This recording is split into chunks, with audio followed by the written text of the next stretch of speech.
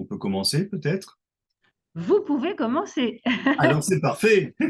Merci pour cet accueil. Bonjour tout le monde. S'il y a quelqu'un derrière cet écran, on le salue et on les salue bien volontiers. Voilà, on a souhaité poser cette étrange question.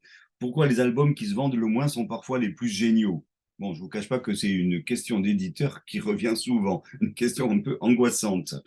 Voilà, j'ai envie de commencer peut-être directement avec un livre. Ouais, je crois qu'on ne se raconte pas assez de livres pour enfants entre adultes. Et donc, on va commencer par un de ces livres aux ventes très faibles et que on adore pour autant. C'est le livre qui s'appelle Ri, Ri, Ri. Vous devez le voir sur l'écran apparaître. Ri, Ri, Ri, un drôle de titre qui ressemble bien à l'intérieur d'ailleurs. Un dessin un peu minimaliste autour de la plantation du riz et on a adoré partager ça avec les enfants. On vous le raconte vite fait. Euh, Plan de riz, plan de riz, plan de riz. Les plans de riz vont arriver. On les cherche pour l'instant. Ça défile pas. Pourquoi, comment? Partager Alors, l'écran. il faudrait que vous mettiez plein écran. Voilà, super. Et maintenant, vous n'avez plus qu'à cliquer dessus et ça devrait défiler tout seul. Et voilà, ça y est, on y est. Voilà les pages de garde, voilà la page de titre. Et plan de riz, plan de riz, plan de riz. Vous voyez, c'est vertical et c'est aligné. Et puis ensuite, c'est planté, planté, planté. Et puis riz, herbe, riz, herbe, riz, herbe. Désherbé et hop, désherbé et hop, désherbé et hop.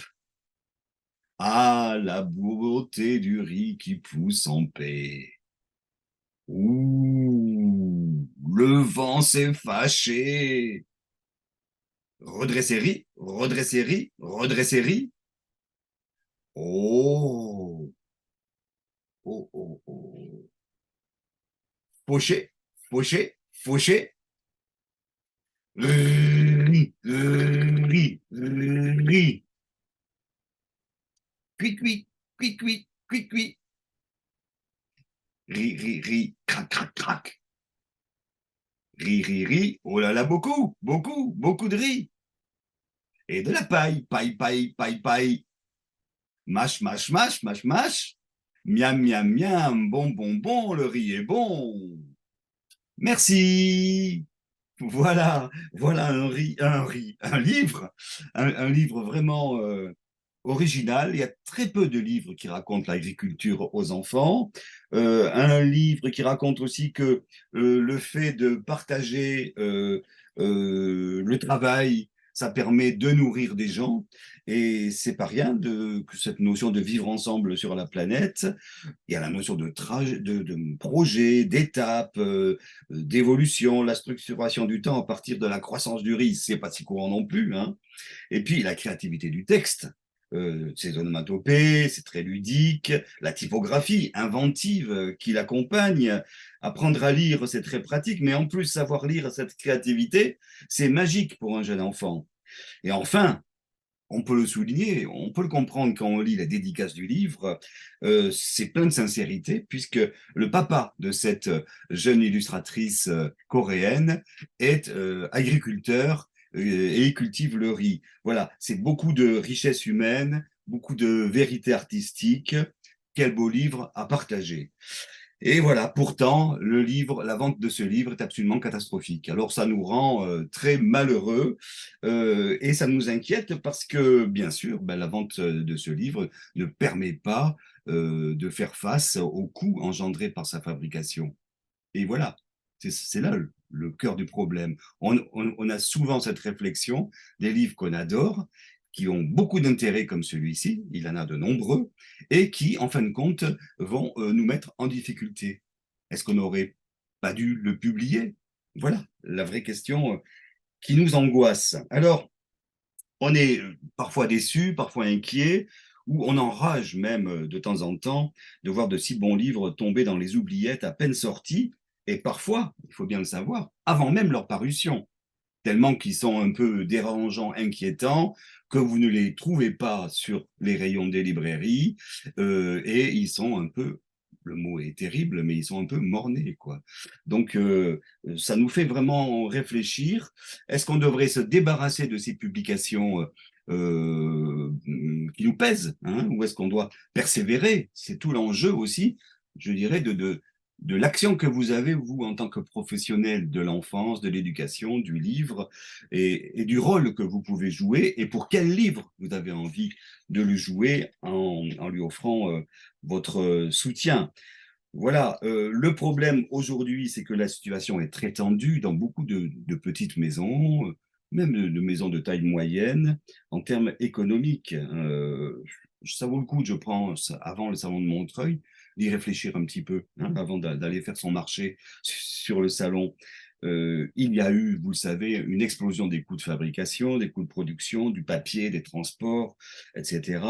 Et puis il y a l'inflation, il faut bien le constater, qui vide le porte-monnaie des familles qui ont bien d'autres choix à effectuer, des choix prioritaires pour des dépenses vitales, hein, comme l'alimentation, l'hygiène, l'habillement, le chauffage, tout simplement, hein. Et donc, après, c'est vrai qu'il y a une tendance aujourd'hui à glisser vers d'autres loisirs, d'autres activités culturelles. Bon, je ne vais pas faire ici le procès des écrans et des jeux en ligne, mais le fait est qu'il y a beaucoup de propositions qui sont chronophages, hein, les séries par exemple, et beaucoup de possibilités d'accéder à des imaginaires euh, de plus en plus séduisants, et parfois gratuits en plus.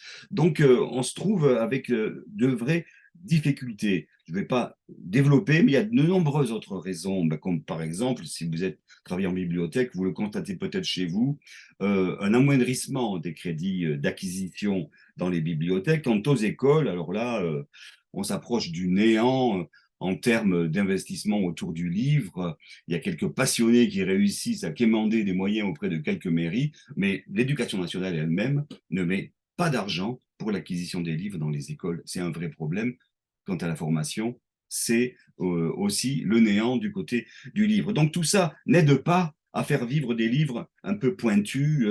Et attention, de nombreux petits trésors passent à la trappe, parfois, comme je le disais, avant de naître. Je voudrais prendre un autre exemple d'un livre qui est sorti tout récemment, qu'on adore, qu'on aime beaucoup, certes un peu bizarre, mais on a envie de vous le raconter là tout de suite. Voilà, c'est Oiseau et mort. Je ne sais pas si vous l'avez aperçu, il est sorti le mois dernier en fait. Oiseau est mort. Alors, Oiseau est mort, on va se le raconter. Je pense que c'est un bon moyen de comprendre pourquoi il est super et pourquoi ça coince avec le public, y compris, il faut le constater, le public des professionnels. Et c'est là où c'est dommage et on a envie de vous tendre la main pour que vous fassiez confiance à ce genre de livre. Voilà, c'est un livre qui évoque la mort, mais avec des oiseaux complètement fantaisistes, psychédéliques, et c'est un livre qui n'est pas noir du tout, il est bourré de couleurs. Alors, on se le raconte, c'est étrange comme forme, parce que c'est uniquement un dialogue, intéressant aussi, on peut le faire jouer par des enfants. Oiseau est mort, qu'est-ce que tu dis? Oiseau est mort, vraiment, vraiment, tu es sûr qu'il ne dort pas? Allez, oiseau, réveille-toi, réveille-toi. Non, non, il ne dort pas. Sur le dos, plus patte en l'air, égale mort. Mort pour de vrai? Ben, mais que se passe-t-il ici? Ben, oui, oiseau est mort. Oiseau est mort, mais il est encore vivant hier. Et voilà, en un clin d'œil, tout peut se terminer. Mais il est vraiment mort? Oui. Tu es vraiment sûr? Oui. Oiseau, je n'aime pas ça. Te voir tout immobile. Je crois que je vais pleurer. Je suis si triste, moi aussi. Je veux pleurer avec toi. Oui, tu peux. Pleurer ensemble, ça fait du bien. Tu peux arrêter de pleurer, toi? Allez, juste quelques larmes encore. Mais que faire maintenant? Bah, il faut l'enterrer. Je peux m'en occuper. Et pourquoi toi? Parce que je fais cela parfaitement. Mais moi aussi, tu sais, pas du tout. Mais je te dis que oui. Allons, les amis, pas de dispute. Oiseau est mort. C'était mon meilleur ami. Bah, le mien aussi. Pas le mien, et il me piquait toujours la nourriture sous mon nez. Tu n'avais qu'à être plus rapide. Et avec une seule patte, si tu crois que c'est facile, moi je pense que c'était vraiment un crétin. Bah, il disait cela de toi, lui aussi. Arrêtez de discuter, Oiseau est mort. Eh oui, Oiseau est mort. Bah, que fait-on maintenant? Il faut creuser un trou pour mettre Oiseau. Mais où ça? Bah, là-bas. Et voilà, oui. Maintenant que chacun dise quelques mots, je commence. Cher oiseau, tu étais un excellent oiseau. Ne répète pas deux fois la même chose. C'est moi qui choisis mes mots. Cher oiseau, tu étais euh, un bon oiseau. Tu nous manqueras, oiseau, carrément beaucoup. Et à moi encore plus. Tu nous manqueras beaucoup. À moi maintenant. Cher oiseau, quel dommage que tu sois parti, mais on ne peut rien y faire. Alors nous te disons au revoir pour toujours. Au revoir, oiseau. Est-ce que pour toujours signifie vraiment pour toujours? Oui, pour l'éternité. Oh, c'est vraiment très long, l'éternité. J'ai le droit de chanter quelque chose? Pourquoi? Parce que j'ai envie, c'est mon adieu à oiseau. Eh bien, vas-y. Cher oiseau, tralala, tu nous manqueras, tralala. Pourquoi ces joyeux tralala? Je croyais qu'on était triste, non? Oui, mais Oiseau était toujours content. Je suis sûr qu'il aimerait entendre des tralala à son enterrement, sûr et certain. Et maintenant, bah, du sable de son pays sur son corps. Adieu, cher oiseau. Au revoir, cher oiseau. Au revoir, oiseau. Au revoir. Au revoir, oiseau. Au revoir. Bon, que fait-on maintenant? Et si on partageait des verres et du thé? Je n'aime pas les verres, avec des petits gâteaux. Je suis encore tout triste. Moi aussi, Oiseau est parti pour toujours. Mais il n'a pas quitté notre cœur. Oiseau est toujours là. Exact.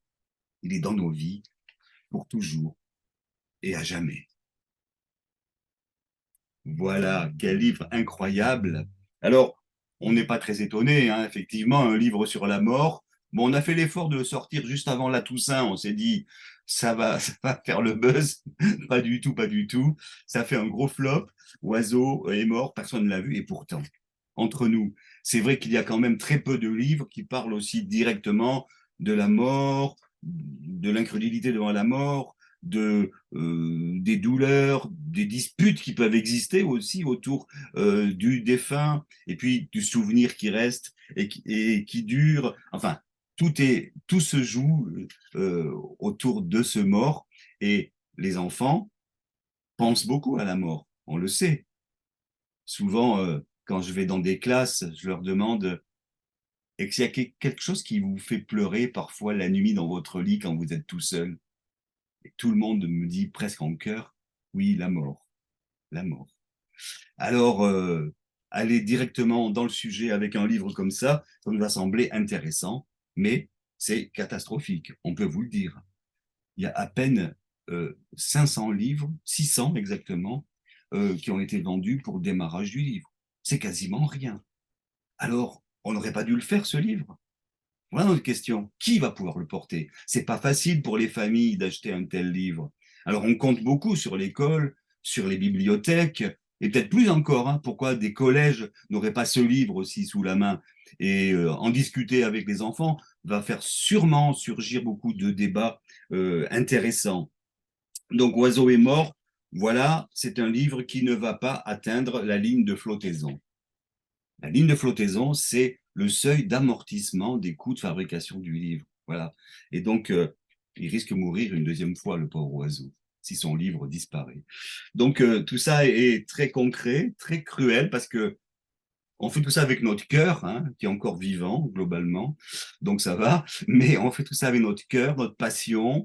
Ben vous aussi, quand vous achetez les livres pour les bibliothèques, pour les classes, vous le faites aussi avec le cœur. Et c'est vrai que c'est assez douloureux de voir des livres qui battent de l'aile, c'est le cas de le dire, hein. Voilà, on voudrait vous raconter beaucoup de choses sur les coulisses des livres, sur cette espèce de seuil d'amortissement que j'ai appelé la ligne de flottaison. c'est vrai que quand on n'atteint pas 1800, 2000, 2200, 2500, ça dépend des livres, ventes, eh bien, on est perdant. Et quand 15 fois dans l'année, on fait un livre où on est perdant, c'est extrêmement dangereux. Et aujourd'hui, beaucoup de maisons sont sur le fil par rapport à tout ce que j'ai essayé de dire tout à l'heure. Euh, on vient de parler d'un oiseau, je vais vous parler d'un autre oiseau, si vous voulez bien. Peut-être l'avez-vous plus facilement remarqué, mais celui-là aussi, il a des difficultés pour exister. C'est un oiseau, non, apparemment, c'est pas un oiseau, j'ai l'impression. C'est un oiseau qui est aussi pas facile à partager parce que c'est un oiseau qui est en gravure. Et la gravure, c'est toujours un petit peu dur. Est-ce qu'on va y arriver à le voir? Voilà, la chanson de Les Tourneaux. Ce livre est une pure merveille, vraiment, vraiment. On l'adore, on l'adore. Le travail de gravure et de d'Octavie Wolters, qui est une illustratrice qui vit aux Pays-Bas, il est vraiment extraordinaire. Alors, bien sûr, le problème, c'est que c'est dur, c'est qu'il y a beaucoup de noir. Alors, c'est pas facile pour le grand public. Et pourtant, quelle légèreté. Je ne vais pas tout lire, mais je vais peut-être en lire quelques extraits. C'est l'étourneau qui va d'oiseau en oiseau pour que chaque oiseau lui dise ce qu'il a vu du monde, parce qu'il veut, lui, mettre tout ce que les autres ont vu dans son propre chant. Il veut chanter tout ce que les oiseaux du monde, enfin en tout cas des forêts environnantes, ont vu. La beauté du monde, il veut la dire. Il a l'annoncé, voilà, il a là annoncé au pic sur son chêne. Dans ta chanson, n'oublie pas les arbres, lui répondit le pic. Ils relient le ciel et la terre et portent l'air avec leurs branches. Si tu regardes bien, tu le verras. Il a là l'annoncé, le fait qu'il voulait chanter le chant du monde, hein, je dirais. Il a l'annoncé à la chouette dans l'obscurité.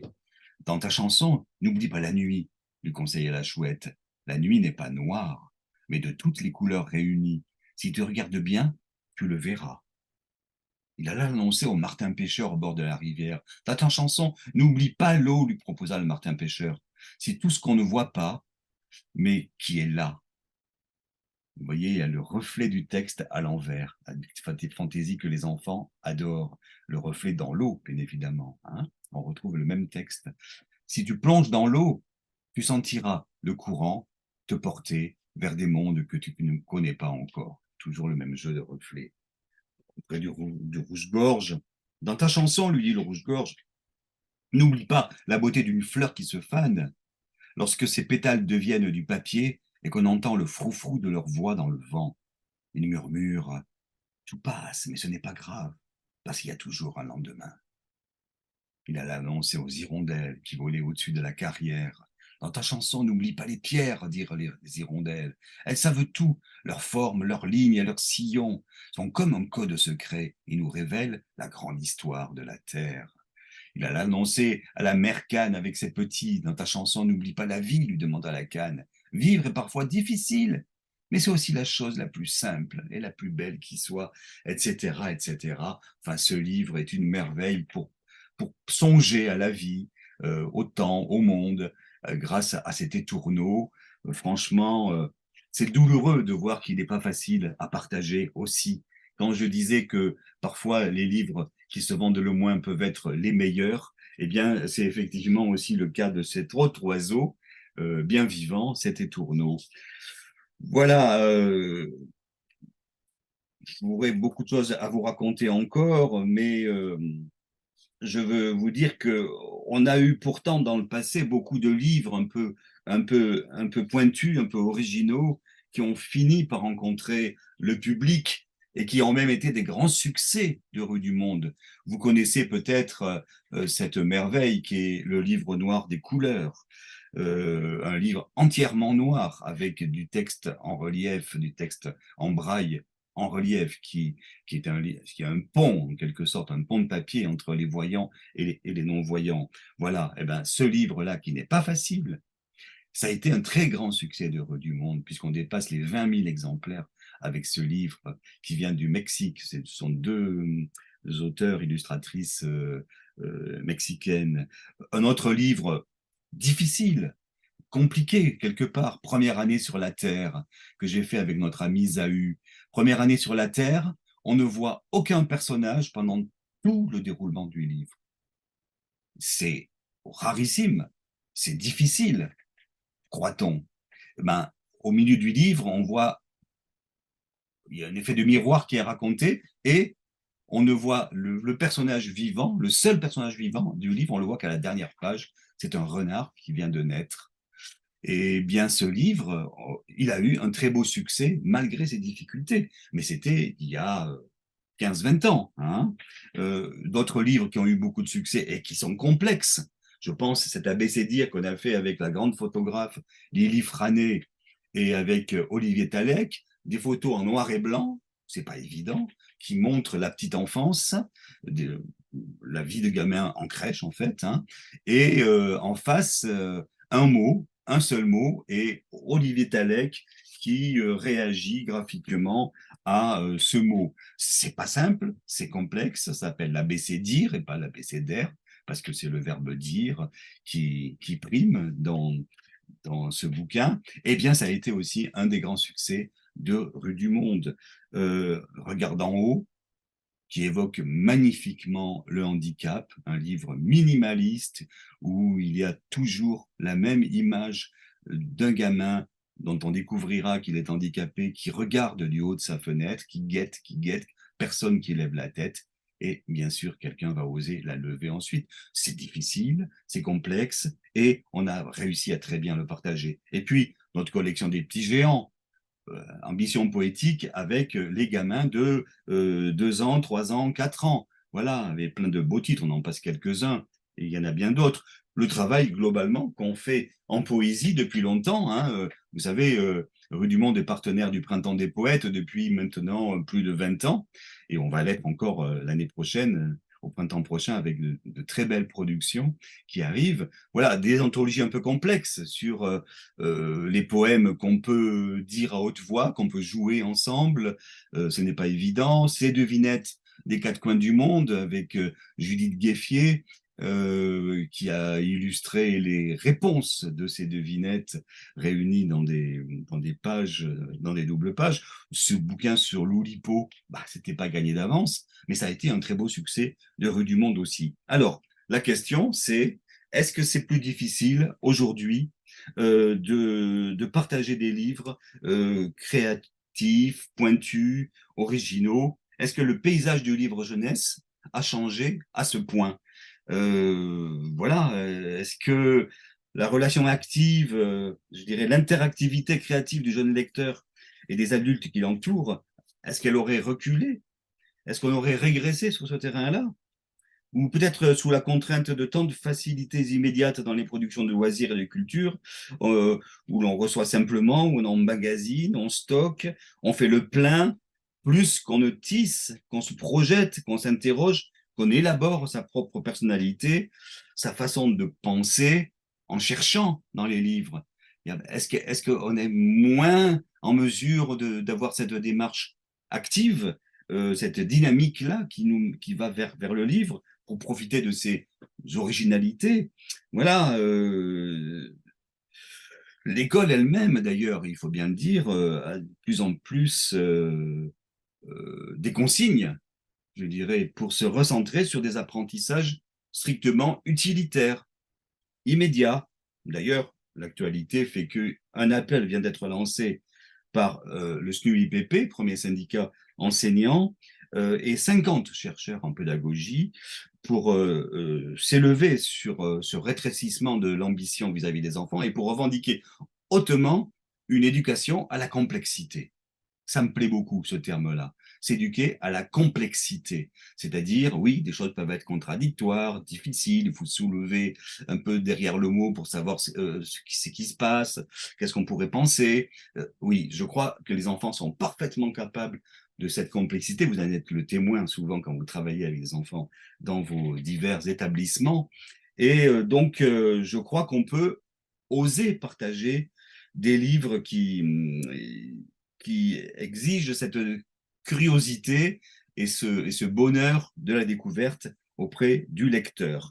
D'ailleurs, à propos de ce que je viens de dire, je vous donne rendez-vous samedi euh, durant le salon de Montreuil, hein, bien sûr. Samedi, si je ne me trompe pas, c'est à midi 45. Ma collègue Amandine, qui est là, ben oui, elle est là aussi. Voilà, ma collègue Amandine se souvient bien du rendez-vous. Un rendez-vous important avec un des grands noms de la réflexion dans le domaine de la pédagogie, Philippe Mérieux. Notre ami Philippe Mérieux nous fait le plaisir de faire un aller-retour spécial pour être avec nous durant ce salon, pour réfléchir à qu'est-ce que la littérature peut apporter aux enfants qui sont quelque part un peu désespérés par le monde d'aujourd'hui. Il y aura aussi la secrétaire nationale du SNUIPP, Guylaine David. Il y aura notre ami Didier Deninx, qui a tellement fait autour de l'histoire et qui vient de faire un très beau portrait de Jean Moulin. Je serai là aussi. Et une invitée du Salon de Montreuil cette année, qui vient de loin, qui vient de l'étranger en tout cas, qui vient de Catalogne, qui sera là aussi, notre amie Mariona, qui a fait beaucoup de livres chez nous autour du corps, comme c'est le thème du salon. C'est très bienvenu qu'elle soit des nôtres pour parler de cette collection des vies secrètes autour du corps. Donc, on compte sur vous pour venir poursuivre la réflexion lors de ce débat. Ce que je veux vous dire quand même à propos des livres que j'ai évoqués et d'autres que je n'aurai pas le temps d'évoquer, c'est que je n'ai pas du tout le sentiment que ce sont des livres hermétiques, des livres difficiles, ou comme certains le disent parfois, des livres pour enfants, des livres pour adultes, déguisés en livres pour enfants, hein, des livres qui seraient destinés à des publics adultes. Non, non, non, non. Tout ce qu'on vient d'évoquer, ce sont vraiment des livres à la portée de l'enfance. Encore faut-il que les enfants les rencontrent, ces livres. Et ça, c'est tout un travail qui est le nôtre, mais qui est le vôtre aussi, hein, pour que les enfants aient la chance de rencontrer ces livres. Je voudrais évoquer quelques autres titres qui nous permettent justement de parler d'apprentissage de la lecture, d'un apprentissage actif de la lecture. Euh, voilà, bah, ce livre-là, c'est un petit bijou, une étrange petite chose noire. Voilà, on la découvre en pleine forêt. Est-ce que c'est une tâche qu'aurait perdue Panthère, ce léopard, je ne sais plus ce que c'est. Est-ce que c'est une météorite qui est tombée du ciel? Qu'est-ce que c'est? Est-ce que c'est le foulard de la princesse qui s'est mis en boule et ça va nous attirer les foudres du royaume d'à côté? Est-ce que c'est un œuf de dragon qui va faire apparaître la pire des choses devant nous? Chacun a ses angoisses, ses craintes, et en fin de compte, on va s'apercevoir que c'est peut-être une chose très douce, très pacifique, qu'il suffit de regarder positivement et de caresser, et chacun peut essayer de dire à la fin du livre ce que c'est pour lui. Très intéressant de réfléchir à un objet un peu étrange qui sort du quotidien, qui est venu d'ailleurs et qui, quelque part, désespère certains, alors qu'il peut offrir des plaisirs et des espoirs à d'autres. Voilà un petit album qui nous vient d'Iran, particulièrement riche du point de vue philosophique. On peut en chercher, en trouver d'autres aussi, d'albums. Bah, celui-là, il vient de sortir. Moi, je l'adore. C'est un jeune artiste chinois qui a mis 2-3 ans avant de réaliser. C'est une BD. Il n'y a, pas beaucoup de BD jeunes enfants, hein. C'est une BD pour les, je dirais, 5, 6, 7 ans, hein. C'est très drôle, très vivant. Il s'agit de retrouver dans un immeuble populaire qui pétille de vie, il s'agit de retrouver le propriétaire d'une chaussette complètement étrange. Et c'est cette petite chatte qui va faire le tour de tous les habitants de l'immeuble. Mais le vrai régal, outre l'histoire bien sûr, et qui est très bien menée, très bien ficelée, le vrai régal, c'est qu'on assiste à la vie pétillante d'une cité populaire. C'est pas si courant.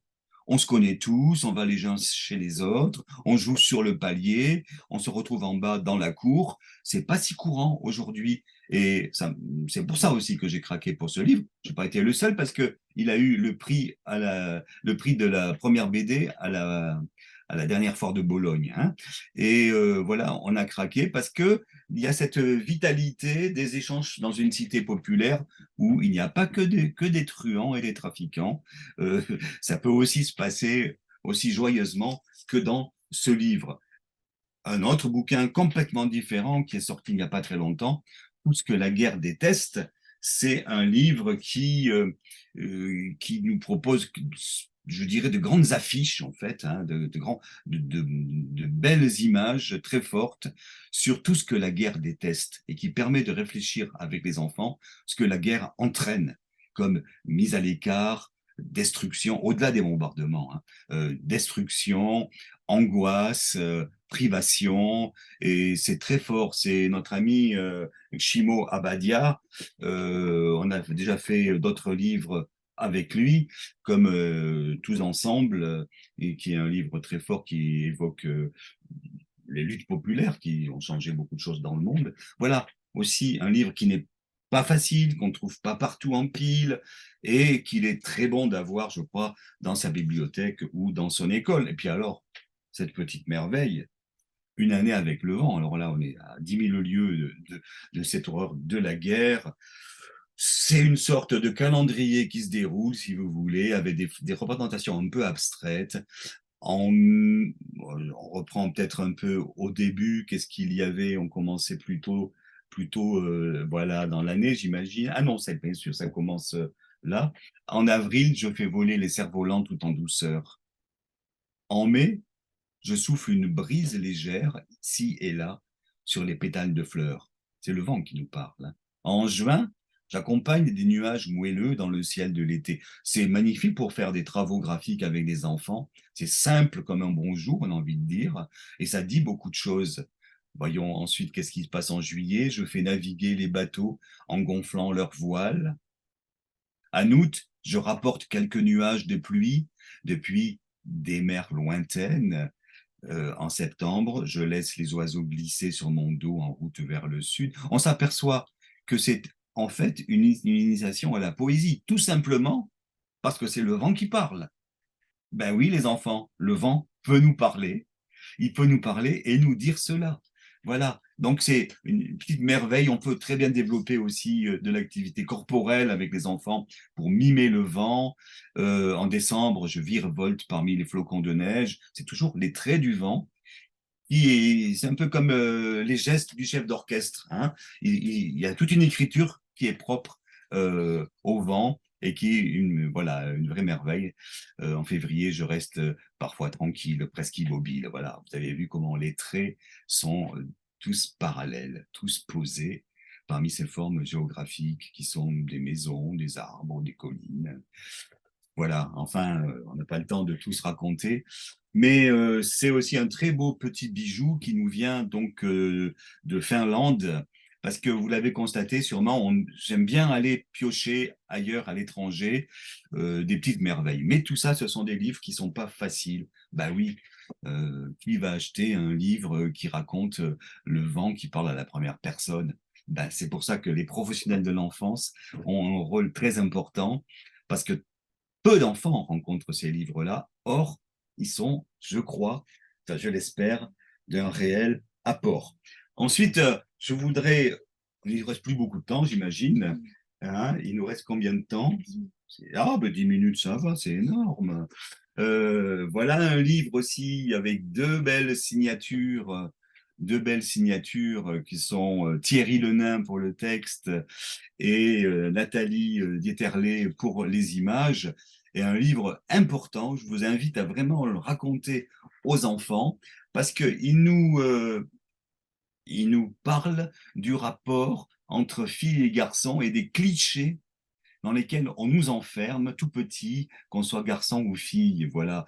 Et en fait, c'est un kangourou mâle qui est harcelé par tous les autres mâles du secteur, qui lui dit, allez, viens, on va t'apprendre à boxer, viens avec nous, laisse ta petite chérie là et viens boxer avec nous, tu vas voir. Et il récidive le lendemain et quelques temps après, lui, il n'a pas du tout envie d'y aller. Bon, son ami ornithorynque dans le ruisseau, lui dit écoute, j'ai une petite idée, prends cette machine à écrire, ça va peut-être te mettre sur une piste pour sauver la vie.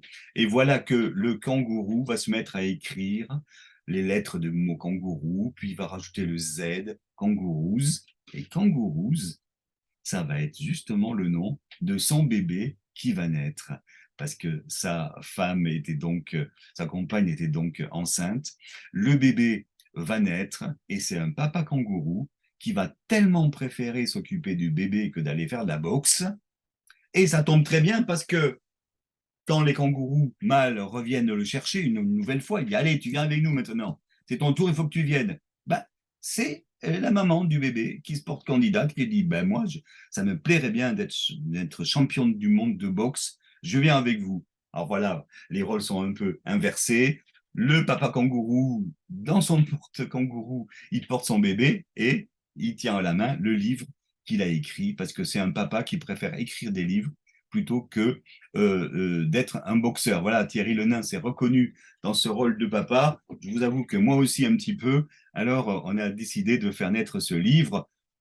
C'est pareil, il n'est pas facile à partager. Il y a sûrement des montagnes de livres qui se vendent mieux, qui lui font de l'ombre. En tout cas, vraiment une matière à discuter avec les enfants. C'est tout ce genre de livres qu'on aime bien.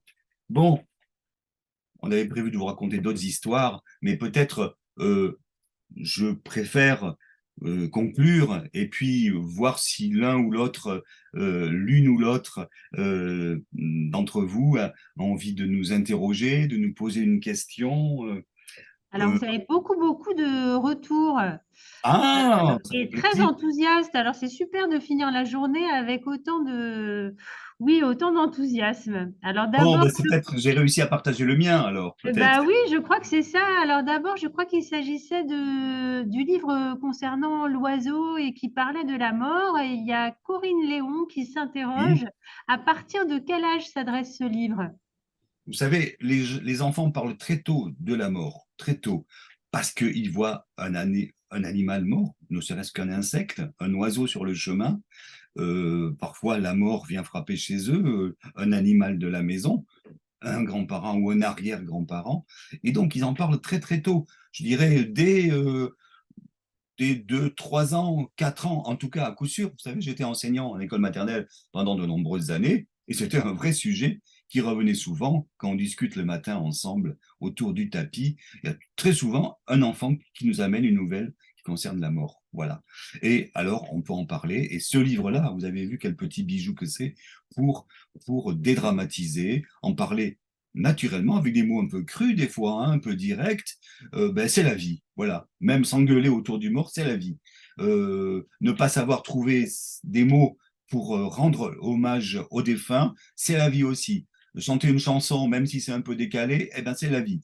Voilà. Et on peut partager tout ça avec les enfants. Et j'ai envie d'ajouter, parce que je n'ai pas fait de grands discours là-dessus, mais tout le monde l'a bien compris, que dans tous les débats actuels autour de comment la société gère la mort, comment elle gère la fin de vie, contribue à ce que les enfants dédramatisent tout cela et en parlent avec sérénité, simplement ce mot-là, sérénité, ça me semble aussi euh, peut-être une des belles fonctions de la littérature jeunesse, de permettre à la société de réfléchir et de fonctionner, parce que ce livre fait du bien à l'enfant qui le lit, mais je crois pouvoir le dire aussi à l'adulte qui l'accompagne dans sa lecture hein, l'enseignant, le bibliothécaire, les parents, ça fait vraiment cogiter. Et je suis sûr, si un papa lit ça à son gamin, il va en parler à la maman et il va lui dire, tu sais, je lis un truc de dingue au petit tout à l'heure, qu'est-ce que tu en penses, etc. Voilà. C'est aussi la grande fonction de la littérature jeunesse de qualité qu'on a la chance d'avoir dans notre pays, c'est de dépasser complètement l'enfance. Et j'adore cette idée-là. Eh bien, ce n'est pas Valérie qui va vous contredire puisqu'elle commente simplement. C'est très beau. Merci pour cette belle découverte. Ben merci, c'est vrai Nous que avons ensuite Marie-Joseph qui vous demande pourquoi tant de nouvelles maisons d'édition? Pourquoi tant de nouveaux livres tous les ans? Le lecteur a parfois un peu de mal à suivre toutes ces nouveautés et découvre certains titres longtemps après leur sortie. Ah, je vous comprends, Marie-Joseph. C'est vrai que on est un petit peu étourdi par le tourbillon des livres. Moi qui suis un vieux routier de la littérature jeunesse, hein, j'ai écrit mes livres, mes premiers livres il y a 45 ans, hein, ça fait bien longtemps, et je peux vous dire qu'aujourd'hui, il se publie chaque année en littérature jeunesse exactement 3 fois plus de livres que dans les années 80, 85, lorsque j'ai commencé. 3 fois plus. 3 fois plus, et dans les 5 dernières années, ça a doublé. C'est phénoménal. C'est pas moi qui vais vous dire, il faudrait qu'on en publie moins. Quoi, il aurait fallu que je publie pas Oiseau est mort. Il aurait fallu que je publie pas L'étrange petite chose noire. C'est difficile quand on a une petite production de se dire soi-même, il faut qu'on en fasse moins. Mais globalement, quand nous on fait 15 livres par an, 20 parfois, les grandes maisons en font 400, 500, 600. Il faut prendre la mesure des choses aussi, hein. Donc, dans cet étourdissement de nouveautés, la vraie question qui est posée là, c'est comment chercher, comment trouver. Et je crois qu'il y a un déficit d'outils chez nous pour nous guider dans les lectures. Et quand vous dites que vous en découvrez parfois très longtemps après, j'ai envie de dire, de manière terrible, encore faut-il qu'ils soient encore en librairie. Parce que les éditeurs ont tendance aujourd'hui, si un livre ne se vend pas au bout de quelques mois, à le retirer quand même carrément de la circulation.